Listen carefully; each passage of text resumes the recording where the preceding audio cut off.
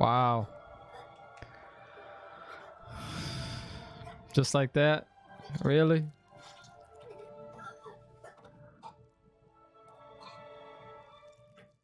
All right, episode 7, Legend of the Vox Machina. I'm gonna make this quick. All right. So here's a question I have: what's going on with the different hair color? What's going on with Percy's different? Because one scene when he's younger, he has brown hair. The other scene, he has white hair. Now he has white hair.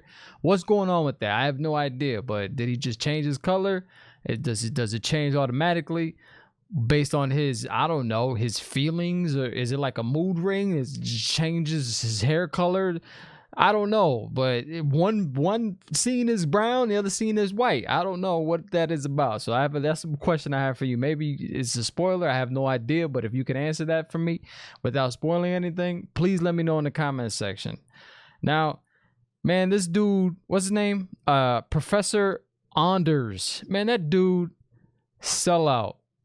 He sold him out to the vampires. That's why they killed his family. That's what I'm assuming, because this dude from the start, he just seems like all he's about is the money. He was asking his the main guy, what's his name? I don't even know his name. The pops. Percy's pops. I don't know what his name is, but he's asking him and his family for money to I don't know. It seems like he's trying to invest in something, and he's not buying it. He's not biting on it. So he decides to say, you know what? I'm gonna sell you out to the vampires. He says, like, be careful what you wish for. I don't know. I'm paraphrasing, of course. Helps. Pray you never wake to find reality knocking at your door. Because I didn't write down everything they said in this episode, but and then the weapon that he has, he made himself that gun of science that would bring me the revenge I so desperately sought.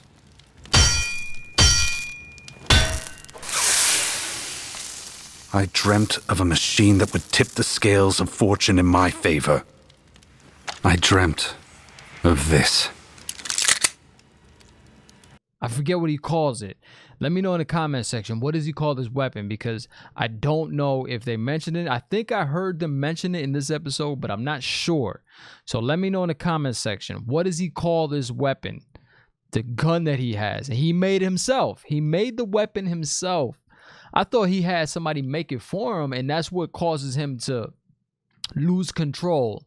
The demon takes effect. So that's why I thought this gun was maybe hell made. He sold his soul to some demon or something like that, and that's where he gets that rage from that weapon. That's what I thought, but I was wrong. He made the weapon himself. Now is he a demon himself?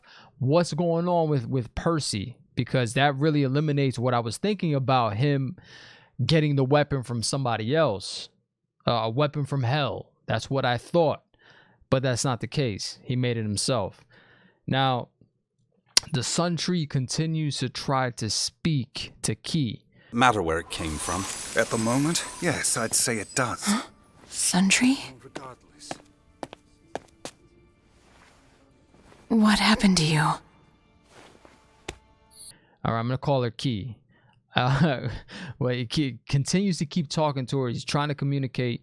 The Sun Tree's trying to communicate to tell them what happened, or she's asking what happened. What the Sun Tree? It's destroyed. It's destroyed. I don't know if there's any way of getting it back, but Key tries to bring the Sun Tree back to life with her power of the sun, and it's not working out. It's not doing anything.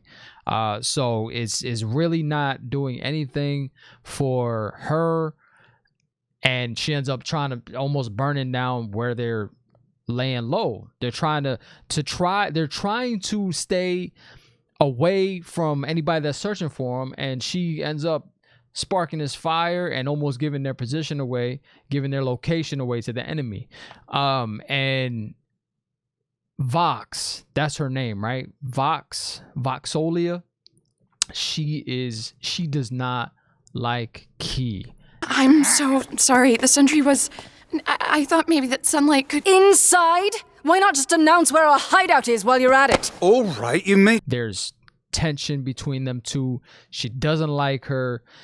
She thinks that her brother is starting to fall for her, and she's not about that. She just wants, I think she want, like, if she had to choose, I think she would take her out of the group completely. I think Vox would take Key, and I'm pretty, it seems like Vox is the leader of this group because it's called Vox Machina. So I'm thinking Vox is the leader of this group. She doesn't like Key. She wants her out of the group. And she keeps messing up. That's the thing. She doesn't, from you guys in the comment section, you guys kept telling me that she doesn't have her full potential yet. She is learning stuff as she goes. She's very powerful. Key's very powerful, but she doesn't know everything. She doesn't know how to control some of her stuff.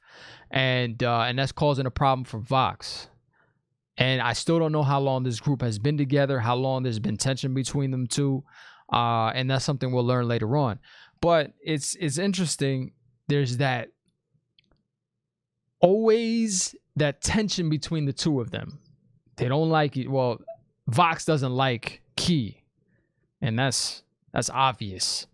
But I think Key is just trying to make sure she doesn't mess up in front of Vox. She wants to impress Vox, and it's not working out. She just keeps doing everything wrong.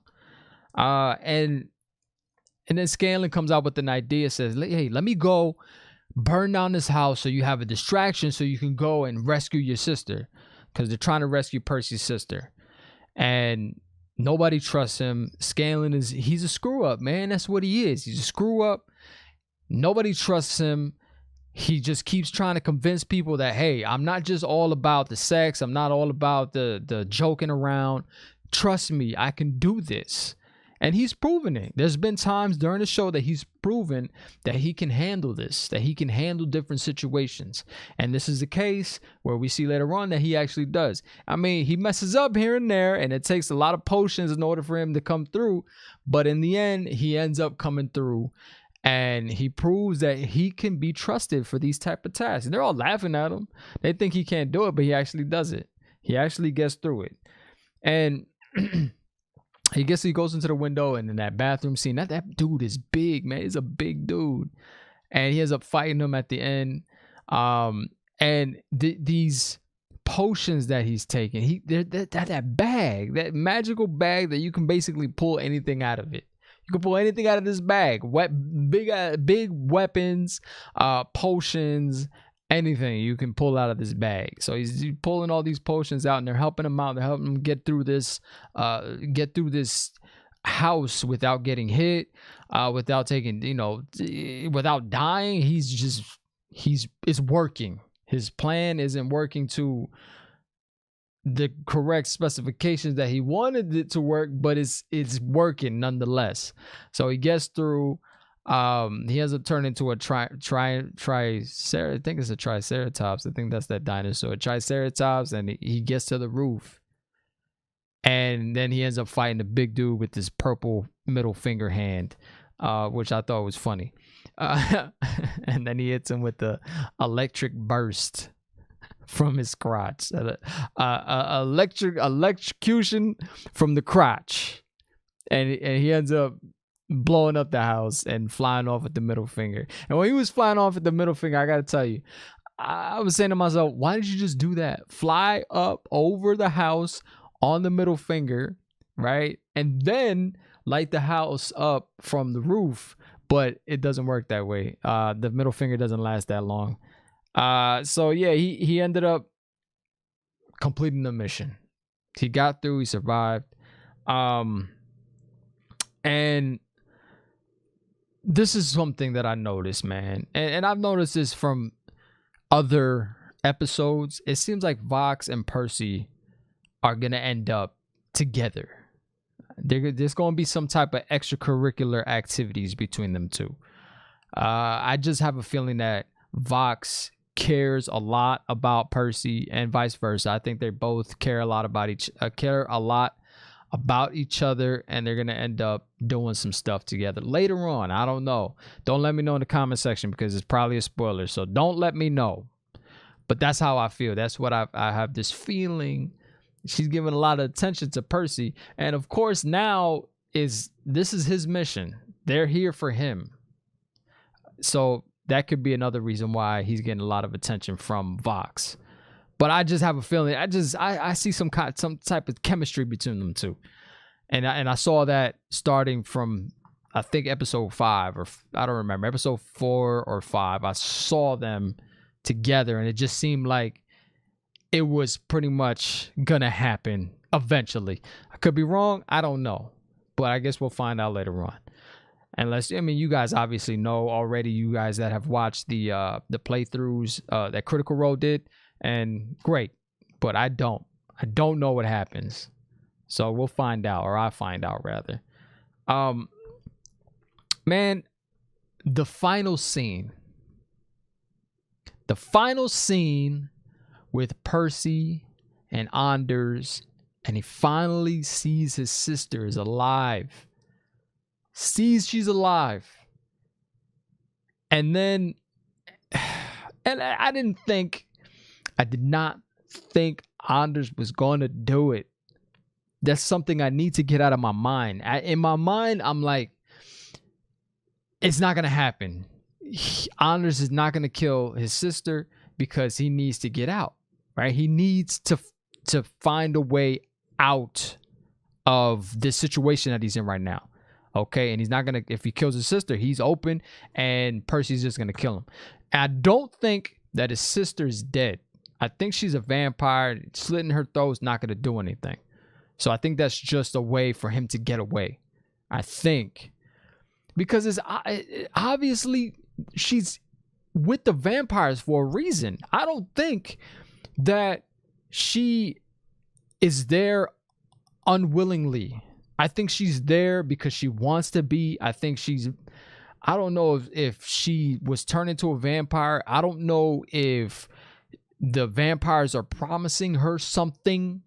I don't know, but I find it a little odd that she was there. They were looking through the window last episode, looking through the window at the town, and it seemed like they were all buddy, just for lack of a better word. She did look a little sad, but it looked like they were all cool with each other.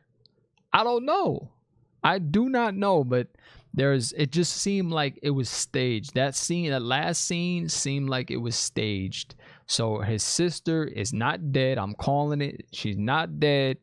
She's holding her neck, trying to stop the bleeding, but she's not dead. I'm telling you right now, she's not. I could be wrong. We'll find out the next episode, episode 8, which I'm going to watch right after I post this. So let me know what you thought of this episode in the comments below. I appreciate you guys watching. I love you guys.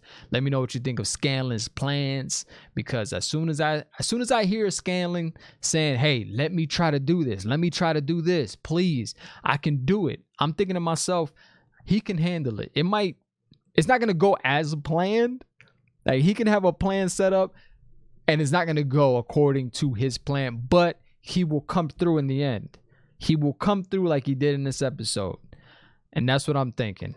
So I love you guys. I appreciate you guys. Twitch.tv/Treadnlightly if you want to catch me live Tuesdays and Thursdays.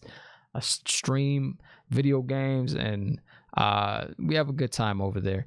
If you want to follow me on Instagram, TikTok, Twitter, all those links are in the description below. Please follow me on all those platforms. Do not forget to subscribe to the channel. 2,000 subscribers is my goal by the end of the year. Okay? The end of the year, 2,000 subscribers. And we're in February, so I have a lot of time left. So be sure you subscribe. You tell your friends all about this too. Share it. Thumbs it up. Let me know in the comments so this video can see the light of day. I appreciate you guys. I love you guys. Take care and have a good one.